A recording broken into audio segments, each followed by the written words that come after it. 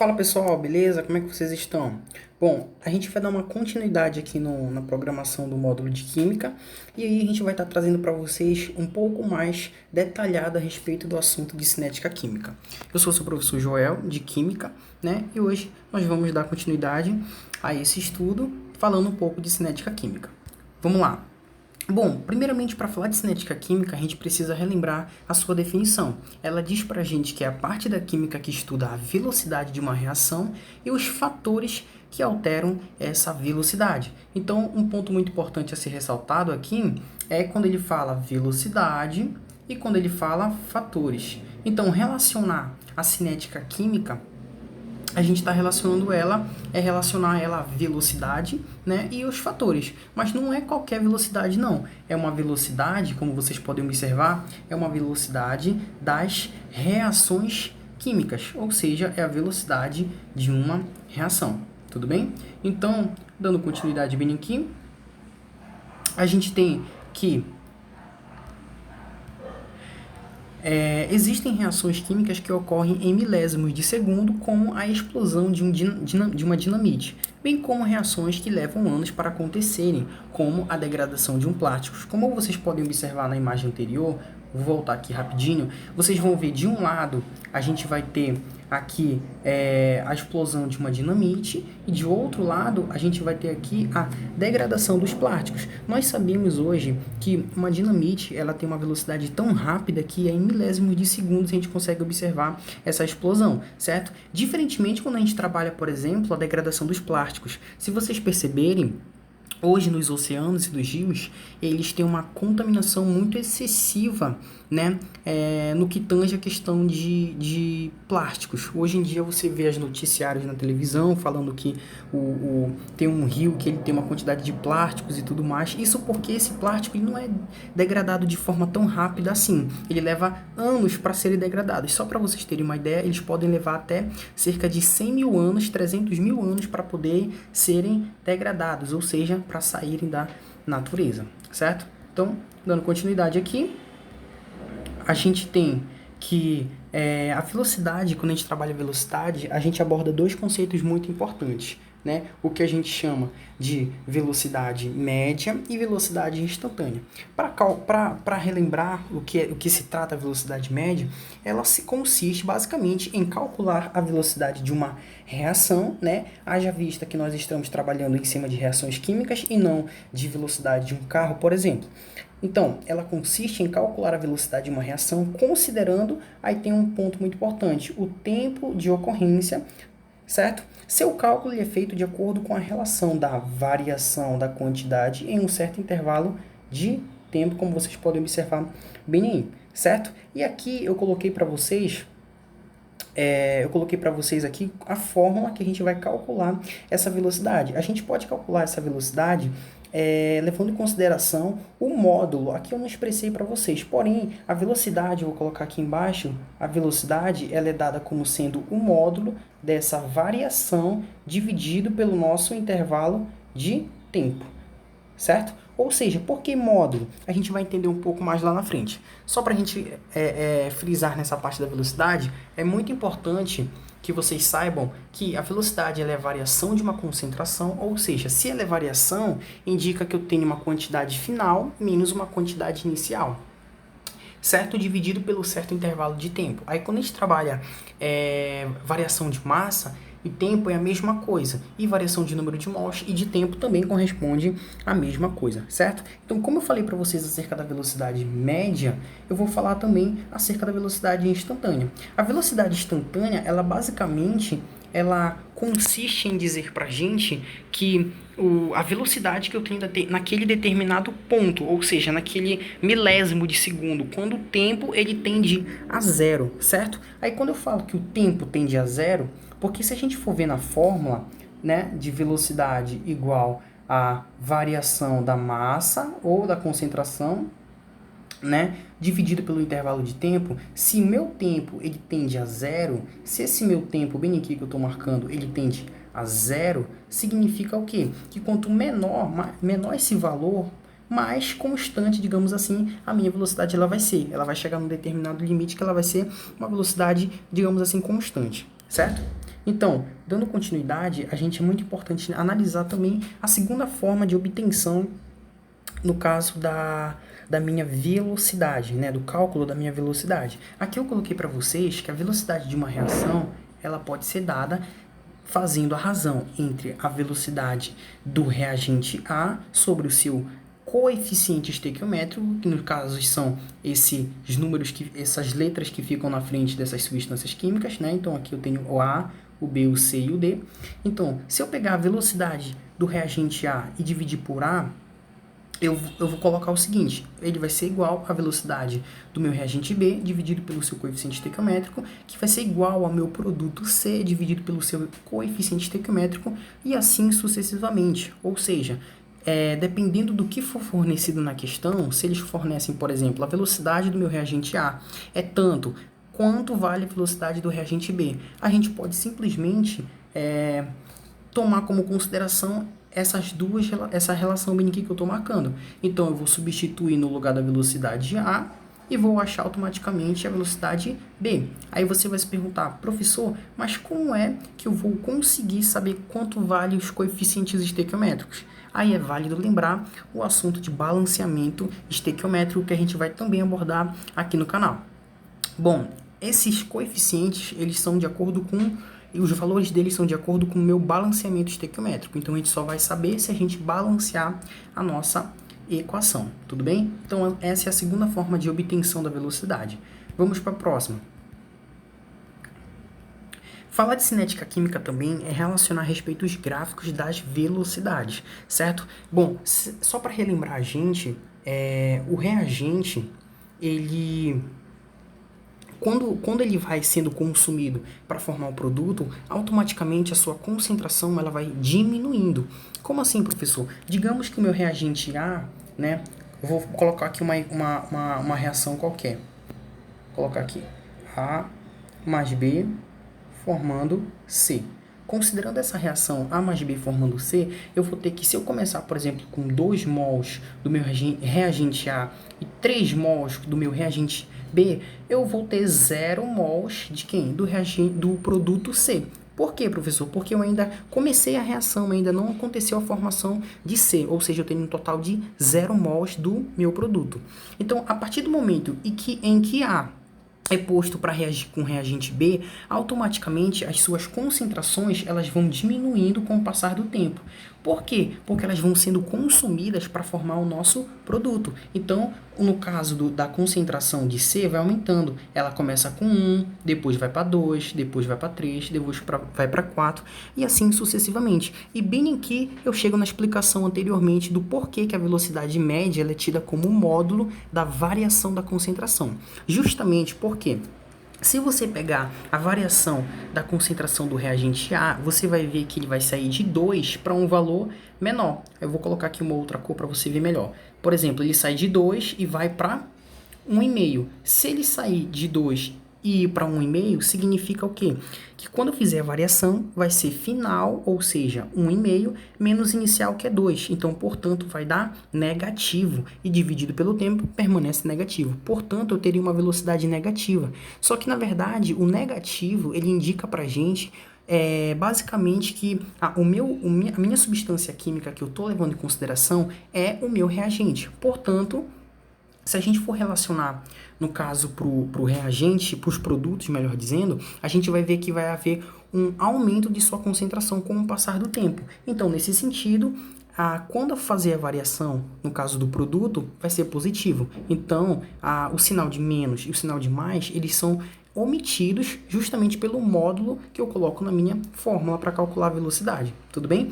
Então, trazendo essa ideia que eu falei para vocês agora, anotando aqui para vocês ao lado, você vai olhar para esse gráfico e vai olhar o seguinte, a curva em vermelho, como eu bem expliquei aqui para vocês, ela indica que está sendo formado, ou seja, com o passar do tempo, está crescendo. Se você observar, de fato acontece isso, porque a curva vermelha, essa bem aqui que eu estou marcando, ela sai de 0 e ela vai aumentando até uma concentração aproximadamente 280 mol por litro. Então, ocorreu um aumento da sua concentração. Então, lembra lá da dica, quando aumenta a concentração, significa que eu estou formando. Então, significa que essa curva indica que ele é produto, certo? Agora, bora analisar aqui, no caso, a curva em azul. A curva em azul, ela indica que está diminuindo com o passar de quem? Do tempo. Logo, é reagente, certo? Então, fica ligado, aluno. Toda vez que diminuir essa concentração, indica que é o nosso reagente, porque ele está sendo consumido para formar o nosso produto. E por último, o verde, né? A curva em verde, ela está crescendo, ou seja, com o passar do tempo, ela cresce e logo trata-se do nosso produto. Tudo bem? Certo? Então, se a gente fosse analisar para essas substâncias bem aqui que eu estou marcando, marcar de uma outra cor aqui para ficar ficar mais visível.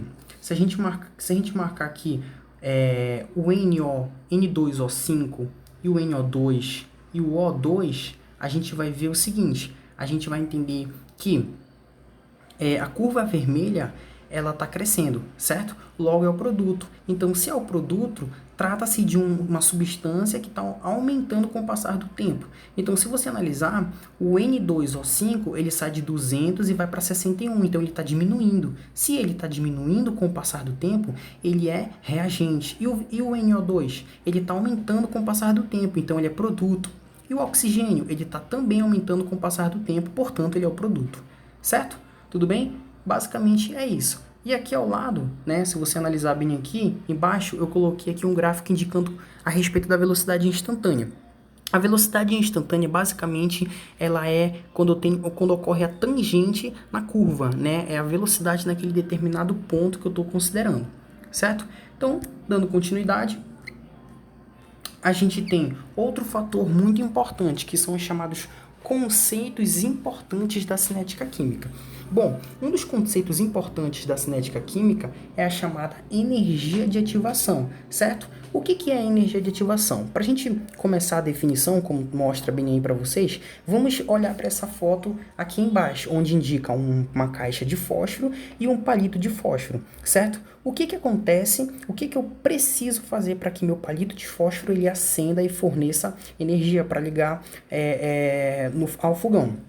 É necessário fazer um atrito entre o palito de fósforo e a caixa de fósforo. Justamente esse atrito ele vai fornecer uma quantidade de energia necessária. Olha a palavra que eu falei. Ele vai fornecer uma quantidade de energia necessária para que acenda o palito de fósforo. Então, quem seria a energia de ativação? Seria a energia que o palito de fósforo fornece quando eu atrito o palito e a caixa de fósforo, certo? Conseguiu entender mais ou menos? Então, bora voltar aqui para a definição. A energia de ativação ela é a energia mínima necessária fornecida para que a reação ela ocorra. Tudo bem? Certo? Então, a gente tem aqui na representação graficamente mostrando para vocês que a energia de ativação justamente ela é esse caminho que a minha curva faz. Esse caminho que a minha curva faz, ela corresponde à energia de ativação. Só existe a formação de produtos quando eu tenho um fornecimento de energia necessário para que a minha reação ela ocorra, certo? Agora vamos trabalhar aqui outro ponto muito importante. É o chamado complexo ativado. O complexo ativado, se vocês analisarem aqui na foto, né, no gráfico, vocês vão observar que o complexo ativado é esse pico mais alto, tudo bem? Que existe entre os reagentes e os produtos. Então, o que eu posso considerar? Eu posso considerar que o complexo ativado, ele indica para a gente a fase intermediária, onde eu tenho a transformação dos meus reagentes em produtos.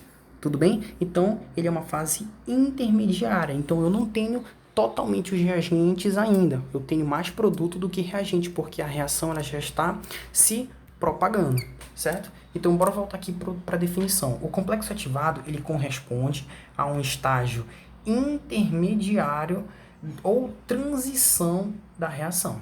Tudo bem? Só para ficar claro nesse tópico. E a gente tem as chamadas teorias das colisões, certo?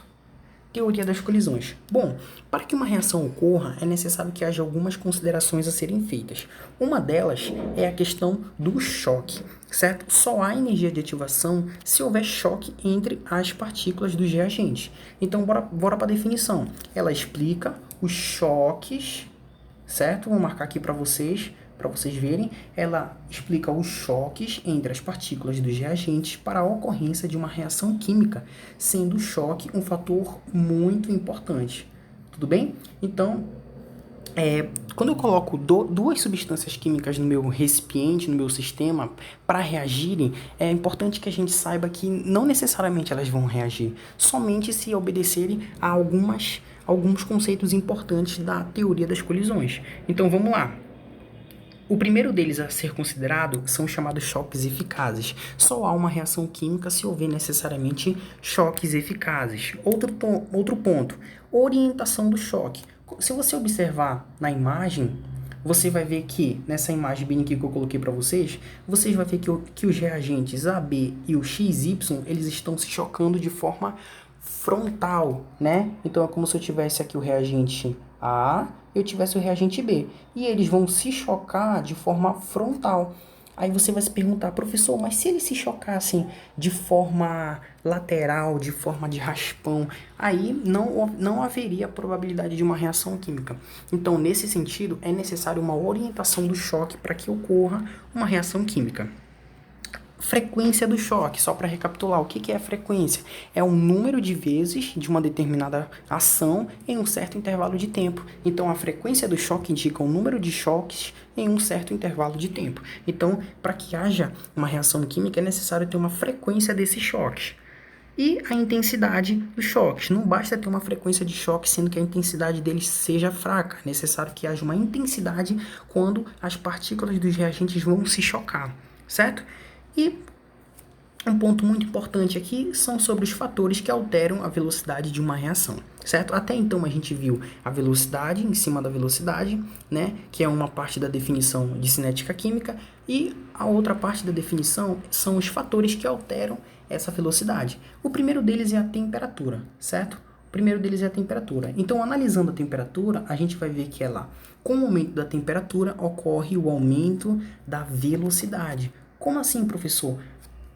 Quando as partículas elas são submetidas a um aquecimento, elas passam a ganhar uma energia cinética maior. Então, elas vão estar se chocando cada vez mais com maior probabilidade. Então, vamos lá. De acordo com a teoria das colisões, se eu tenho mais choques, a probabilidade de ter uma reação química é maior. Então, a minha velocidade ela vai ser maior. Certo? Então, vamos relacionar com o dia a dia. Quando você, por exemplo, está fazendo algum alimento, alguma comida, você tem duas opções. Ou você aumenta, coloca em fogo alto, né? Ou você coloca em fogo baixo. Sendo que o fogo baixo, ele não vai fazer a comida com tanta velocidade assim. Então, justamente aí você consegue analisar que quando eu aumento a temperatura do fogão, né, da boca do fogão, a gente vai ver que a comida vai ser aprontada de forma mais rápida. Então, com o aumento da temperatura, ocorre o aumento da velocidade. Outro ponto importante é a concentração. Se eu aumentar a concentração, indica que eu estou aumentando a quantidade de partículas que eu tenho dentro do meu sistema. Então, os choques vão ser mais probabilidades, vai ter uma probabilidade maior desses choques. Então, portanto, a velocidade também aumenta. E a pressão? Bom, a pressão ela faz com que as partículas fiquem mais próximas uma das outras. E para ilustrar isso, eu vou trazer para vocês aqui uma ideia. Se a gente for pensar num recipiente, em dois recipientes, melhor dizendo, a gente vai ver o seguinte, que se eu colocar em um recipiente a mesma quantidade de partículas X e no outro a mesma quantidade, só que se eu diminuir o volume deles para baixo, ou seja, se eu deixar eles mais próximos, vocês vão observar que a área que essas partículas vão se chocar, ela vai ser o quê? Uma área maior. Então, a pressão vai ser menor. Só que quando eu diminuo, quando vocês estão observando aqui no segundo recipiente, quando eu diminuo esse volume, as partículas vão ter uma área menor para se chocar. Então, significa que elas vão se chocar de forma mais rápida. Então, a pressão automaticamente elas vão aumentar. A pressão ela aumenta, certo? Então, com o aumento de temperatura, há o aumento da velocidade.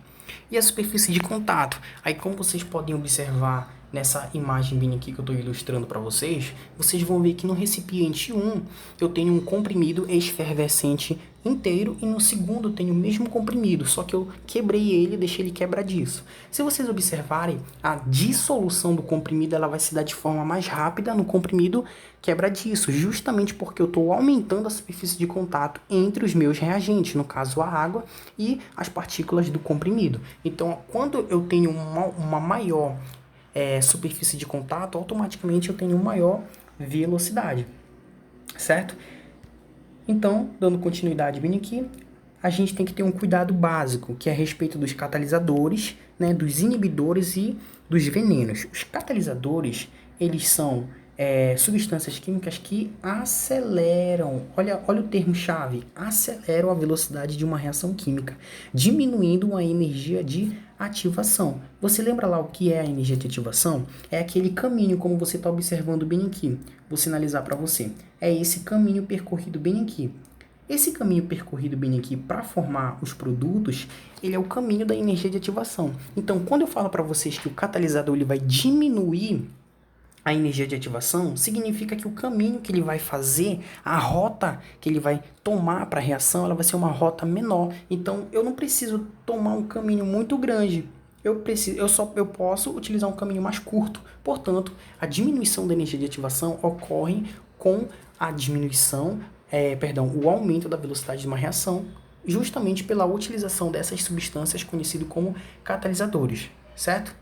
E para finalizar, só para finalizar aqui, apertei aqui sem querer, para finalizar, a gente tem aqui os inibidores. Os inibidores, eles são substâncias químicas utilizadas para diminuírem a velocidade das reações e aumentando a energia de ativação. Como vocês observaram, é uma propriedade oposta aos catalisadores, certo? E os venenos eles também atuam diminuindo a velocidade, só que, diferentemente dos inibidores, os venenos podem parar a velocidade de uma indústria, por exemplo. Ele pode fazer com que a velocidade não seja 10, 11, 15 mol por litro, mas sim 0. Tudo bem?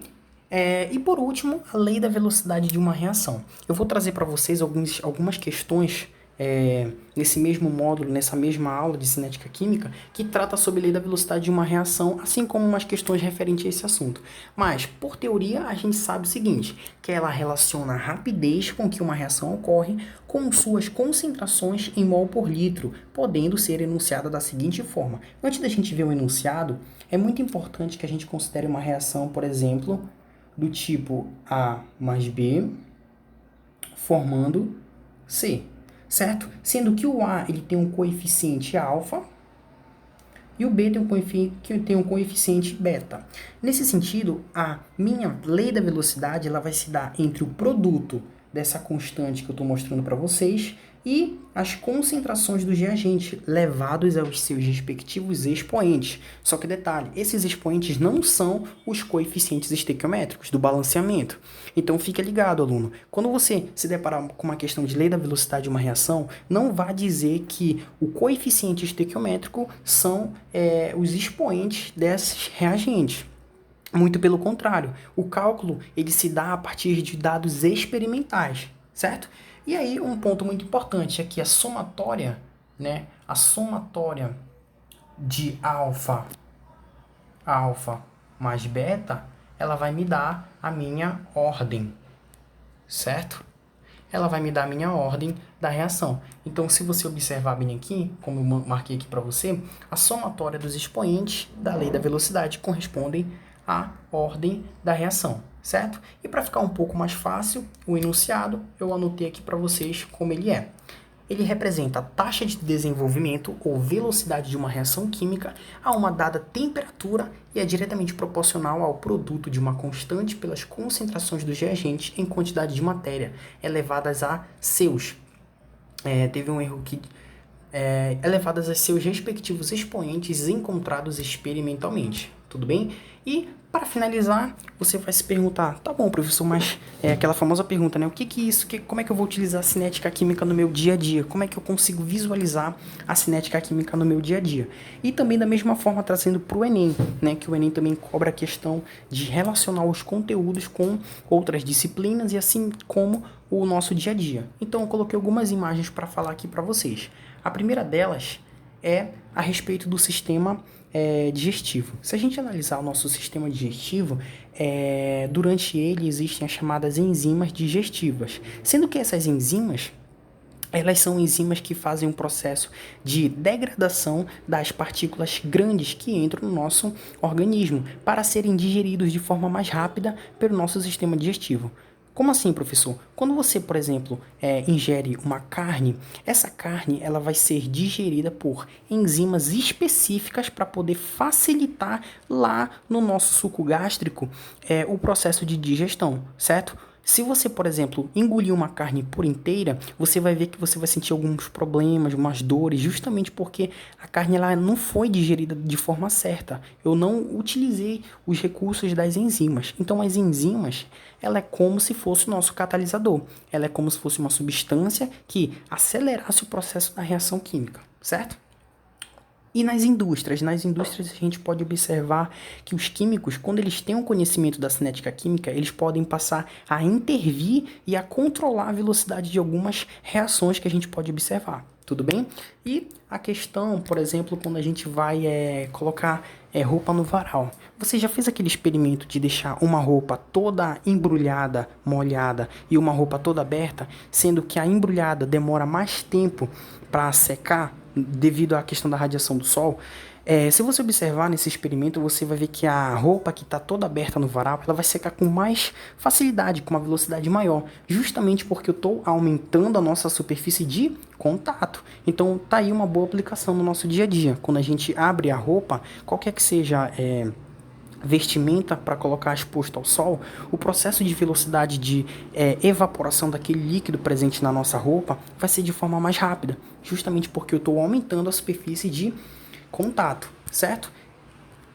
E para finalizar, acerca dos medicamentos. Aí nas minhas aulas eu gosto de citar, por exemplo, a questão dos medicamentos gelatinosos e os medicamentos sólidos. Se você observar, os medicamentos gelatinosos, mesmo que você não saiba explicar o porquê, mas você já observou que eles possuem um efeito mais rápido no quesito dor, né? Quando você está com uma dor de cabeça, por exemplo, você tem duas opções. Ou você toma um Advil, né? Que é uma cápsula gelatinosa, ou você toma o Dorflex. Se você tomar o Advil, você vai perceber que a dor ela vai passar de forma mais rápida, justamente pelo fato de que a cápsula gelatinosa ela vai ser digerida pelo nosso organismo de forma mais rápida, certo? Diferentemente do comprimido sólido, tudo bem? E aí a cinética química também está envolvida em outros aspectos da nossa vida, nas indústrias petroquímicas e tudo mais, certo? Então essa foi a aula que eu quis trazer para vocês, né? Bons estudos, a gente vai estar trazendo nos próximos dias alguns exercícios para poder frisar melhor alguns tópicos, se ficou alguma dúvida, se não ficou, a gente vai fazer juntos, tudo bem? Então bom estudo para vocês e até o próximo